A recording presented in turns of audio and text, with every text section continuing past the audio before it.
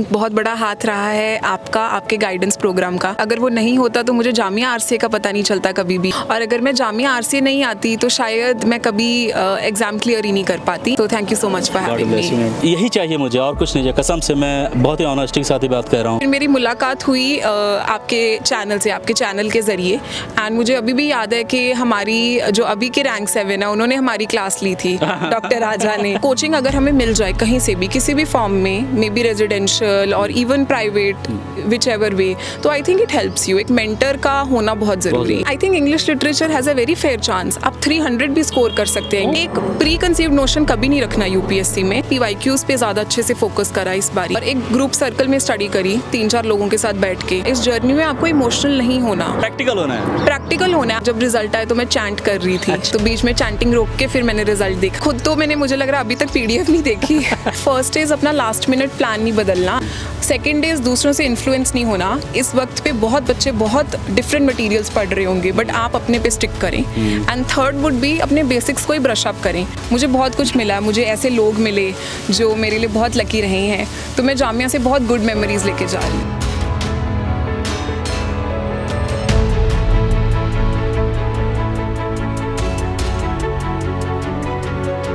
एक बार फिर से मैम को आशीर्वाद दे रहा हूँ। दोस्तों, इस वक्त हमारे साथ हैं नवनीत कौर मैम, जिन्होंने इस बार यूपीएससी CSE 2025 में 111वां रैंक हासिल किया है। नवनीत मैम जामिया आरसीए से हैं और हमारे जामिया आरसीए गाइडेंस प्रोग्राम में भी रही हैं। मैम की जो जर्नी है यूपीएससी की बहुत ही इंटरेस्टिंग है, बहुत ही अलग है, especially if you are talking about her optional paper. सबसे पहले ma'am, Navneet ma'am, congratulation. Thank you sir, thank you so much for having me. And I think बहुत बड़ा हाथ रहा है आपका, आपके गाइडेंस प्रोग्राम का। क्योंकि अगर वो नहीं होता तो मुझे जामिया आरसीए का पता नहीं चलता कभी भी, और अगर मैं जामिया आरसीए नहीं आती तो शायद मैं कभी एग्ज़ाम क्लियर ही नहीं कर पाती। So thank you so much for having me. Thank you very much. देखो, ये चीज़ें यही चाहिए मुझे और कुछ नहीं, कसम से मैं बहुत ही ऑनेस्टी के साथ ही बात कर रहा हूँ, और मैं दिल से चाहता हूँ कि आप सब लोग जो भी हमारे साथ कांटेक्ट में हैं, सबको हम किसी न किसी तरह से हेल्प करें। नवनीत मैम, घर के बारे में बताइए, फैमिली के बारे में बताइए, कौन कौन है आपके घर में, और आप कैसे यहाँ तक आए, क्या क्या रहा पूरी जर्नी? सर, फैमिली में मदर फादर हैं, और दोनों पेरेंट्स जो हैं वो गवर्नमेंट लेक्चरर्स हैं, तो पढ़ाई का माहौल रहा है घर पे। और थ्रू आउट जो मेरी जर्नी रही है, मैं टॉपर ही रही हूँ। तो मैं दिल्ली यूनिवर्सिटी में भी गोल्ड मेडलिस्ट थी, फिर जामिया में भी गोल्ड मेडलिस्ट थी, और फिर CBSE टॉपर भी थी मैं। तो एक ऐसे था, तो पता था कि कभी ना कभी तो क्लियर कर लूँगी एग्ज़ाम। अच्छा। और एक ब्रदर हैं, ब्रदर IIT दिल्ली से बीटेक कर रहे हैं। ओह जी। और एकेडमिक जैसे आपने बताया अच्छा रहा, स्कूलिंग वगैरह वहीं पंजाब से की, कैसे की? जी सर, स्कूलिंग मैंने DPS बठिंडा से करी, और फिर 12th के बाद फिर मैंने दिल्ली में शिफ्ट कर लिया था, और फिर तब से मैं दिल्ली ही रह रही हूँ। मैंने मास्टर्स करा है MA English from Jamia Millia Islamia. और जब मैं जामिया में रहती थी तो बहुत ही एक पॉश कल्चर था, कि RCA से होना एक बहुत बड़ी बात थी। तो people use to look up to कि आप RCA से हो। और फिर मेरी मुलाकात हुई आपके चैनल से, आपके चैनल के ज़रिए, एंड मुझे अभी भी याद है कि हमारी जो अभी के रैंक 7 है उन्होंने हमारी क्लास ली थी, डॉक्टर राजा ने। तो उन्होंने हमारी क्लास ली थी, उन्होंने गाइडेंस दी हमें, एंड हमारा जो इंटरव्यू था वो फिर हुआ। और फिर RCA में बहुत शॉर्ट जर्नी रही, and I am very grateful to God. 1 साल में मेरा एग्ज़ाम क्लियर हो गया था। तो बहुत सारे बच्चे 4 साल 5 साल इस प्रिपरेशन में लगा रहे हैं और नहीं होता है, बट आप जो मैंने देखी है जो बात, जब आप हमारे मेंटरशिप में भी थी, हमारे गाइडेंस प्रोग्राम थी, उस वक्त भी आप हर सवाल का जवाब देना, हर चीज़ में आगे रहना। जी सर, मेरे मन में जब आया था UPSC करना है, तो वो ऑलमोस्ट 8th या 9th स्टैंडर्ड में मैंने डिसाइड कर लिया था। जी जी जी। तो किसी ने कहा था, पापा ने कहा था, या खुद से आया था? एक्चुअली मैं एनुअल फंक्शंस में ना, जब IAS ऑफिसर्स आती थी, जब लेडी IAS ऑफिसर्स, तो यंग जो टीनेजर गर्ल्स होती हैं उनको बड़ा अच्छा लगता था कि इतनी सिक्योरिटी उनके पास है, और साड़ी पहनी उन्होंने, सुंदर लग रहे थे। बट फिर धीरे धीरे मेरी टीचर ने मुझे एक दिन बुला के बोला कि बेटा आप स्टेम मत करो, आप साइंस के लिए नहीं बने, आप कुछ और बेहतरीन चीज़ों के लिए बने हैं। जी। तो जब उन्होंने ये बोला तो मेरा इंटरेस्ट पीक हुआ। फिर मैंने ह्यूमैनिटीज़ इसीलिए लिया। तो मेरा जो आफ्टर 10th जो मैंने डिसीजंस लिए हैं वो मेरे UPSC ओरिएंटेड डिसीजंस ही थे। जी। तो मुझे ऐसे लगा कि शुरुआत से मैंने सोच लिया था, एंड अल्टीमेटली वो पूरा हुआ। तो I think if you plan early तो I think that would be better. पहले तो आप बेसिक्स ही अपने कंप्लीट करें, अपनी एनसीईआरटी से स्टार्ट करें और सिलेबस निकाल के अपने बेसिक्स को कंप्लीट करें। आई थिंक जो लोग ग्रेजुएशन के बाद डिसाइड करते हैं they also stand a fair chance of clearing in 1 year also. I think ultimately वो आपकी इंटेलिजेंस, आपकी ग्रास्पिंग पावर पे डिपेंड करता है। तो आप बेसिक्स क्लियर कीजिए और आई थिंक एक मेंटर होना ज़रूरी है, ये मैं हर जगह बोलती हूँ।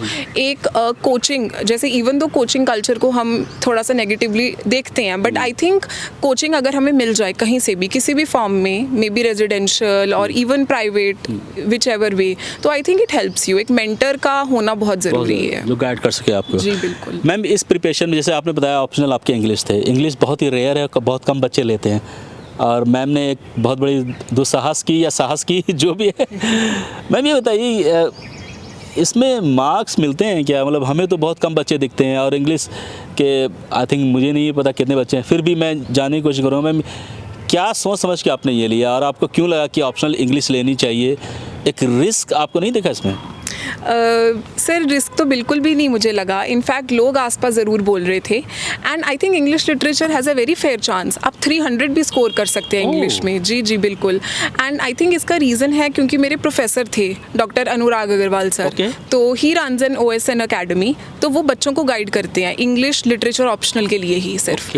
तो मतलब उन्होंने मेरे को गाइड करा। बाकी इंग्लिश ऐसी चीज़ है ना कि वो मैं for the rest of my life कर सकती हूँ। तो जब मैं बोर होती थी GS से तो मैं अपनी इंग्लिश ऑप्शनल की नॉवल उठा के पढ़ती थी, तो मुझे लगता भी नहीं था कि मैं पढ़ाई कर रही हूँ। तो मैं बच्चों को यही बोलना चाहूँगी कि आप लिटरेचर ऑप्शनल लें। लिटरेचर ऑप्शनल बहुत स्कोरिंग है। पंजाबी लिटरेचर से बहुत बच्चे कर रहे हैं क्लियर, जी। हिंदी लिटरेचर से बहुत बच्चे कर रहे हैं एंड इस साल ऐसे बोला जा रहा है कि ट्रेंड रहा है कि literature optionals have perform well. Urdu में भी अच्छे परफॉर्म कर रहे हैं बच्चे। जी बिल्कुल बिल्कुल, उर्दू लिटरेचर से भी बच्चे आए हैं। तो आई थिंक एक प्री कंसीव्ड नोशन कभी नहीं रखना UPSC में, कुछ भी हो सकता है, आपको अपने ऊपर भरोसा रखना है। ऐसा नहीं उसने PSR ले लिया, उसने एंथ्रोपोलॉजी ली, इसमें रिसोर्सेज हैं तो सभी उसी तरफ भाग रहे हैं, बट ऐसा नहीं है। UPSC हर एक चीज़ देखती है और हर को ईमानदारी के साथ उस पर जो है जस्टिस करती है। मैम ये बताइए क्या कैसे आपकी, वैसे तो मैं जानता हूँ फिर भी मैं ऑडियंस के लिए, बच्चों के लिए जानना चाह रहा हूँ कि रिसोर्सेज क्या यूज़ किए इंग्लिश ऑप्शनल के लिए, कहाँ से मिला रिसोर्सेज और इसके लिए क्या आपने खास तैयार कैसे की? सर फर्स्ट ऑफ ऑल तो सिलेबस की जो सारी बुक्स थी, सारे नॉवेल्स वगैरह, नॉवेल्स, पोएम्स और प्लेज होते हैं, तो उनका मैंने बस बेसिक प्राइमरी टेक्स्ट लिया और उनको 2-3 बारी पढ़ा। उसको अंडरलाइन कर लीजिए, उसको समझिए टेक्स्ट क्या बोलना चाह रहा है, और PYQs का यूज़ करा। और बाकी तो मेरे जो मेंटर रहे थे वो अनुराग अग्रवाल सर, डॉक्टर प्रोफेसर अनुराग अग्रवाल OSN अकेडमी से, तो मैंने आंसर राइटिंग उनसे ली थी। और आंसर राइटिंग जी बिल्कुल ज़रूरी है और इंग्लिश लिटरेचर के लिए एक्चुअली नहीं है मार्केट में, तो ये तो बिल्कुल एक चैलेंज था, बट आई थिंक सर ने मुझे गाइड करा। और बाकी मेरा MA इंग्लिश बैकग्राउंड रहा है, तो और मैं गोल्ड मेडलिस्ट थी, तो जी वो हेल्प हुआ। रिसोर्सेज अवेलेबल है मैम इंग्लिश के लिए मार्केट में? जी जी बिल्कुल हैं, बट मेरे अकॉर्डिंग आपको ऐसे इंसान के साथ टच में आना चाहिए जिसने ऑलरेडी क्रैक करा है, तो वो आपको अच्छे से बता सकते हैं। आई थिंक रिसोर्सेज मार्केट में हैं बट वो बहुत रेयर हैं एंड मिस गाइडेंस के चांसेस ऐसे ऑप्शनल्स में ज़्यादा हैं जहाँ पे जनरल अवेयरनेस लोगों को नहीं है। तो मेरे अकॉर्डिंग तो एक मेंटर होना बहुत ज़रूरी है। पेरेंट्स का, घर वालों का किस तरह सपोर्ट रहा मॉरली आपके लिए? एक होता है ना सपोर्ट, बिना पेरेंट्स के सपोर्ट के नहीं कर सकते हम कुछ, तो घर वालों का कैसा सपोर्ट रहा इसके लिए? जी बठिंडा से दिल्ली आना तो बहुत ही एक बड़ी चीज़ थी, और चूंकि मैं एक ऑल वीमेन कॉलेज में थी तो मेरे पेरेंट्स थोड़े से निश्चिंत भी थे सेफ्टी के प्रति, क्योंकि मैंने BA LSR से करा है। और उसके बाद भी क्योंकि मैं हॉस्टल में थी जामिया में, तो वो सेफ्टी के प्रति they were very this thing. Parents का सपोर्ट रहा है क्योंकि वो खुद एजुकेटेड हैं, तो वो एजुकेशन का इम्पोर्टेंस समझते हैं। तो उन्होंने कभी भी शादी के लिए किसी भी चीज़ के लिए, पैसे के लिए कभी भी फोर्स नहीं करा कि आपको ये करना है, और इनफ फ्रीडम दी उन्होंने। या फिर आप कुछ और पहले से प्लान था आपका यही प्लान, शुरू से यही प्लान था? जी जी जी, सिविल सर्विसेज का ही प्लान था शुरू से, क्योंकि एक्चुअली मेरे कुछ मन में है कि मैं रीडिंग कल्चर को प्रमोट करूं, आगे जाके पब्लिक लाइब्रेरीज खोलूं, क्योंकि मेरा लिटरेचर बैकग्राउंड है, लिटरेचर को प्रमोट करूं, और मेरे अकॉर्डिंग बच्चों को पब्लिक लाइब्रेरीज में पढ़ना चाहिए। तो ये मेरे मन में कुछ आइडियाज़ थे, मुझे लगा कि this will give me the power to implement these ideas. ये मेरा थर्ड अटैम्प्ट था, बट मेरा first mains and first interview था आज। सर क्योंकि मेरे फर्स्ट 2 अटैम्प्ट्स मैंने मास्टर्स के साथ साथ ही दे दिए थे, और मैं मास्टर्स एक रेगुलर यूनिवर्सिटी जामिया से कर रही थी, तो उतना टाइम नहीं दे पाती थी, बहुत ही कच्ची तैयारी थी तब, और सिलेबस भी अच्छे से नहीं हो पाया था। फिर मैंने सोचा मैं 1 साल का ब्रेक लेती हूँ। फिर मैंने 1 साल कुछ नहीं करा, 1 साल मैंने RCA में एनरोल करके सिर्फ UPSC करा। तो आई थिंक मेरे अकॉर्डिंग तो इट वॉज टाइम नहीं था तब मेरे पास, और स्ट्रैटेजी लार्जली PYQs पे ज़्यादा अच्छे से फोकस करा इस बारी, और एक ग्रुप सर्कल में स्टडी करी 3-4 लोगों के साथ बैठ के, तो वो कमी पेशी बता देते थे अगर कुछ थी। आई थिंक जो आपके पास मटेरियल है, जैसे आपके पास नोट्स हैं, मैं बच्चों को ये बोलना चाहूँगी कि वो देखें कि उसको कैसे मल्टीपल सिचुएशंस में वो यूज़ कर सकते हैं। सेम फैक्ट को, मान लो एक फैक्ट है कि India has this much percentage of population, उसको हम GS1 में कैसे यूज़ कर सकते हैं, 4 में कैसे यूज़ कर सकते हैं। तो लिमिटेड फैक्ट्स, लिमिटेड इन्फॉर्मेशन को मल्टीपल वेज में यूज़ करना, और आंसर राइटिंग के साथ उसको प्रैक्टिस करना, this work for me. Notes आप खुद से बनाती थी? क्या तरीका होता था आपके नोट्स बनाने का? जी सर, नोट्स मेरे लिए बहुत हेल्पफुल रहे हैं। नोट्स मैंने खुद बनाए हैं, और क्योंकि मैं थोड़ा सा, मुझे राइटिंग का शौक है, तो मेरे लिए वो बर्डन नहीं था। लिटरेचर है ना आपका तो। जी, मैंने एडिटर की तरह भी काम किया है पहले कहीं भी। जी, और आई थिंक नोट्स खुद बनाने चाहिए, क्योंकि जो आप लिखते हो वो आपकी मेमोरी में याद रहता है। आजकल बहुत प्रिंटेड कॉपीज़ आ रही हैं, मैं बच्चों को ये बोलना चाहूँगी आप हाथ से लिखें, क्योंकि उससे प्रैक्टिस होगी, स्पीड भी आपकी बहुत इंक्रीज़ होगी। जो प्रिंटेड कॉपी जो मार्केट में है उसको पढ़ सकते हैं, लेकिन जब आप लिखेंगे तो आपको याद होगा, वो इमेज ब्रेन में बनेगी और याद होगा, और खुद से एक अंदर से भी कॉन्फिडेंस बनेगा सब्जेक्ट को लेके। तो मार्केट के जो मटेरियल है वो तो अपनी जगह पर, उसे वैल्यू एडिशन कर सकते हैं अपने नोट्स में, राइट मैम? जी, वैल्यू एडिशन कर सकते हैं, पर इतना भी सैचुरेट मत कर लीजिए कि आपको कुछ याद ही ना रहे वहाँ पे। आप जो बेसिक मोस्ट इंपॉर्टेंट चीज़ें उनको याद रखिए, और वैल्यू एडिशन तो एंडलेस एक्टिविटी है, वो तो उसका कोई वो नहीं है, एंड नहीं है। आप ये बताइए कि आज के बच्चों में ऐसा क्या आप देख रही हैं जो लैक करता है? एक एस्पिरेंट को में वो कमियां नहीं होनी चाहिए, अगर वो कमियां हैं तो वो UPSC नहीं कर सकता है, वो कमियों को पूरा करे तभी वो सक्सेसफुल है। तो 2 या 3 ऐसे पॉइंट्स बताइए जो आपको लगता है कि एक्चुअली बच्चे लैक करते हैं अगर UPSC की प्रिपरेशन कर रहे हैं तो। Sir I think first would be consistency. मैंने अपने आसपास ही देखा कि कंसिस्टेंसी नहीं है बच्चों में, तो अगर कंसिस्टेंट नहीं है, हर दिन आप नहीं कुछ कर रहे, पढ़ाई नहीं कर रहे, तो वो आई थिंक लंबे समय तक आपको बेनिफिट नहीं करेगा। सेकंड इज़ इमोशनल होना। इस जर्नी में आपको इमोशनल नहीं होना। अच्छा। मान लो मेरे 2 अटेम्प्ट्स नहीं हुए, अगर मैं इमोशनल होकर थर्ड बैठ के रो रहे हैं जी बिल्कुल, प्रैक्टिकल होना है, प्रैक्टिकल होना है। आप देखें कि आपके नंबर कम है, आप कहाँ पे, आप प्रैक्टिकल हो। मान लो आपकी कल मार्कशीट आएगी, अब तो आप देखें कि अच्छा इस पेपर में कम है, तो मैं इसको कैसे इंप्रूव करूँ। B think like an IAS। And I think third would be basics को अंडर एस्टिमेट कर लेना और हायर मटेरियल के तरफ जाना। आई थिंक बेसिक्स जैसे लक्ष्मीकांत बगरा, यही आपका एग्जाम क्लियर करवाएंगे। I think these 3 things. Ma'am, current affairs के लिए क्या न्यूज़पेपर ही करना है या फिर इसके अलावा भी कुछ होना चाहिए? Sir I think current affairs newspaper is enough, और मैंने PT करा था वैसे प्रीलिम्स के लिए, और मेंस के लिए मैंने मेंस 365 डिटेल में नहीं करा, पर ऊपर से ग्लांस कर लिया था, अगर मुझे कुछ लगा इसको इंक्लूड कर सकती हूँ। But I think newspaper is the king. Newspaper अगर आप कर लेंगे ना, अगर आपको मान लो नहीं भी क्वेश्चन आता, तो आप अंदाज़ा लगा के सही आंसर पे पहुँच सकते हैं। बिल्कुल। इस बार कैसा लग रहा था मैम नवनीत मैम रिजल्ट को लेके? एक्सपेक्टेशन आपकी क्या थी, क्या होगा क्या नहीं होगा? धक सी हो रही थी, कुछ ऐसा था? एक्सपेक्टेशन क्या थी आपकी इस बार रिजल्ट को लेके? सर पॉजिटिव ही थी। In fact I was expecting good rank like this only, and पता था कि लिस्ट में तो नाम होगा, ये ज़रूर पता था। और आई थिंक चिंता तो थी। इनफैक्ट जब रिजल्ट आया तो मैं चैंट कर रही थी। अच्छा। तो बीच में चैंटिंग रोक के फिर मैंने रिजल्ट देखा, तो आई वाज वेरी। आपने खुद से देखा या फिर किसी ने बताया बेटा हो गया तेरा, नवनीत जा ऐश कर, मिठाई खिला कुछ?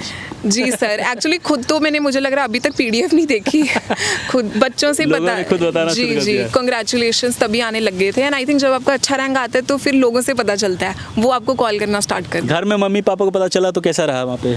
जी, they are very happy, and उन्होंने तो पटाखे भी फोड़े। जी, और नेबर्स आए, एंड जी बिल्कुल। तो वहाँ पे घर पे गई तो कैसा रहा वेलकम, लोगों ने कैसे किया भटिंडा में? जी sir, I was welcome by my parents, और लोगों ने बहुत प्यार दिया और गिफ्ट्स भी दिए काफ़ी, और बुकेज ऑफ फ्लावर्स। एंड वहाँ पे जो हमारे डिस्ट्रिक्ट एडमिनिस्ट्रेशन थी, उन्होंने भी मुझे सम्मानित करा, तो मुझे बहुत अच्छा लगा। सर फर्स्ट इज़ अपना लास्ट मिनट प्लान नहीं बदलना। अगर आपने प्लान जैन फेब से बनाया है तो उसको बिल्कुल चेंज नहीं करना। सेकेंड इज़ दूसरों से इन्फ्लुएंस नहीं होना। इस वक्त पे बहुत बच्चे बहुत डिफरेंट मटेरियल्स पढ़ रहे होंगे, बट आप अपने पे स्टिक करें। एंड थर्ड वुड बी अपने बेसिक्स को ही ब्रश अप करें। मान लो अगर आपकी PT 365 नहीं भी हो रही लास्ट मिनट, आप उसको छोड़ सकते हैं। उससे आपका ये नहीं कि आपका जो एक सिलेक्शन है वो रुक जाएगा। आप बेसिक से ही और स्टैटिक से ही प्रीलिम्स क्लियर कर सकते हैं। दोस्तों नवनीत मैम हुई या राजा हुए, नाबिया हुई, 3-4 ऐसे बच्चे हैं जो हमारी जामिया RCA गाइडेंस प्रोग्राम जो हर साल चलाते हैं उसके पार्ट रहे हैं। और यकीन मानिए इतनी खुशी हुई हमें ये जान के कि मैं तहे दिल से खुश हूँ। और नवनीत हो गए, रजा हो गए, नाबिया, सभी स्टूडेंट को दिल से दुआएं देता हूँ। रमज़ान का वक्त है, दिल से दुआएं देता हूँ कि ये और भी आगे बढ़ें। और जामिया RCA के पेपर अब 2026 के होने वाले हैं, तो इनके गाइडेंस की प्रोग्राम हम शुरू करने वाले हैं जल्द आफ्टर ईद। तो जो बच्चे जामिया RCA गाइडेंस प्रोग्राम में हिस्सा लेना चाहते हैं, हमारी मेंटरशिप आना चाहते हैं, वो इस वेबसाइट पे जाके रजिस्टर कर सकते हैं। और हम आपको दिल से आपकी मेहनत करेंगे और विदाउट एनी इंटरेस्ट। हम चाहते हैं कि आप हमारे, और ये शी इज़ आवर एसेट जो हम लोगों ने किया है। हालांकि किया है इन्होंने ही है, बट एक होता है ना कि एक कलेक्टिव एफर्ट्स होती हैं। एक हम खुदा किसी को भी भेज देता है किसी की हेल्प के लिए, कोई भी एक रेफरेंस बन जाता है। लेकिन 99% आपके एफर्ट रहे हैं, 99% आपकी मेहनत रही है। जी मैं यही बोलना चाहूँगी कि जामिया मेरे लिए बहुत लकी रहा है। जामिया और जामिया RCA मुझे बहुत कुछ मिला है। मुझे ऐसे लोग मिले जो मेरे लिए बहुत लकी रहे हैं। तो मैं जामिया से बहुत गुड मेमोरीज़ लेके जा रही हूँ। एक बार फिर से मैम को आशीर्वाद दे रहा हूँ। मैम और आगे बढ़ें और खूब तरक्की करें, अपने पंजाब, अपने भटिंडा का नाम रोशन करेंगी। Thank you very much ma'am. Thank you so much for having me.